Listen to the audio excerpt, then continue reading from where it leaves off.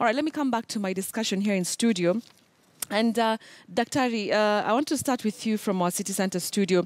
And I'd love to ask you, what do you think is the real motive, if any, of Raila Odinga withdrawing from this race? Is it to push the country to another fresh election where you have nominations and everything as it's supposed to be? Thank you, Betty.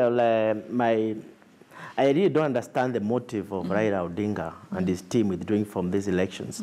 But before I make my general response to your question, I want to reiterate what I've already said, that historically this country has always had problems during the times of elections, starting from 92, 97, and beyond. So I'm saying if you can fix elections, then you shall have peace in this country. What is happening, that I understand, is Raila and his team have got issues.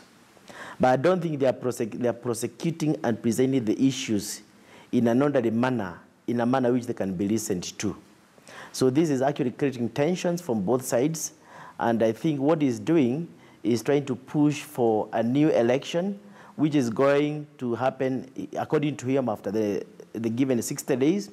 And actually, one of the intentions is to ensure that by 1st of November, NASA is putting up a position that we don't have, Uhuru Kenyatta is not in office legally.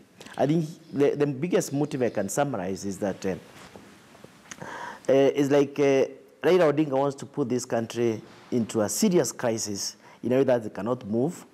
And so that maybe we can have a government of national unity where two political coalitions share power. All right. That's the way I interpret it myself. All right. Looking at the reasons that he decided to withdraw and, going back to the irreducible minimums, don't you think that it's rather mysterious that Jubilee is quite comfortable with the status quo of IEBC, even after the Supreme Court nullified a whole presidential election?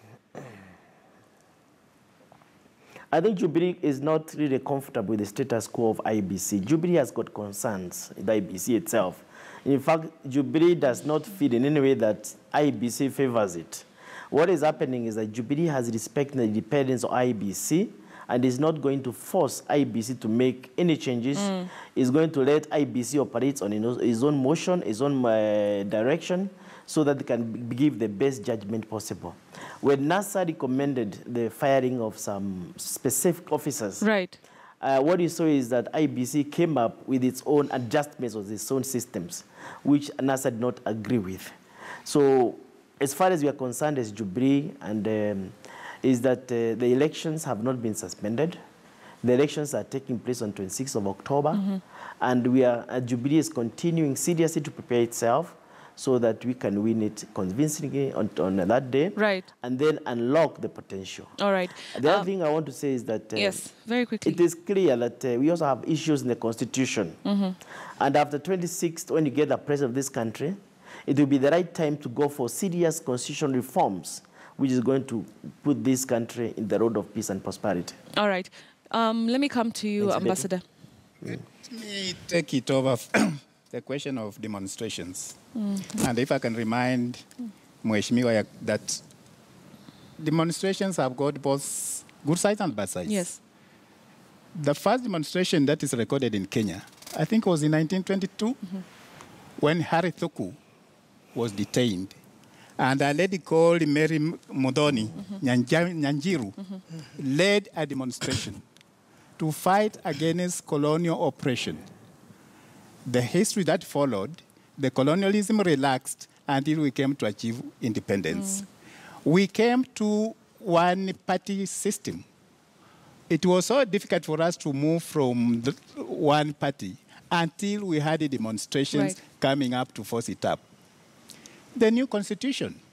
Very unfortunate that we had to lose more than 1,000 Kenyans for us to get into the new constitution. So demonstrations have actually led Kenya to make a step forward.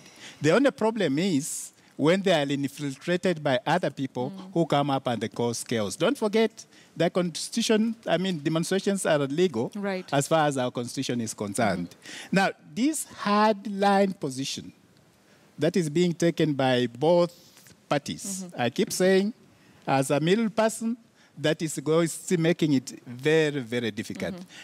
we may end up into very rough waters before we recognize the fact that we have to come to talk. But at the end of the story, it is dialogue that is going to save this country. This is why we say, why don't we dialogue before we go into these problems that the hardline positions that has been taken by both sides is leading us to. But is it possible to dialogue when Jubilee is making all sorts of possible, amendments and we also shall have NASA has a hardline position? But we shall have to dialogue because, as I've said, we either go to fight and someone comes up and says, you have fought enough, you have killed enough people, come and dialogue. And we come to dialogue. All the quarrels, all the struggles have ended up in dialogue.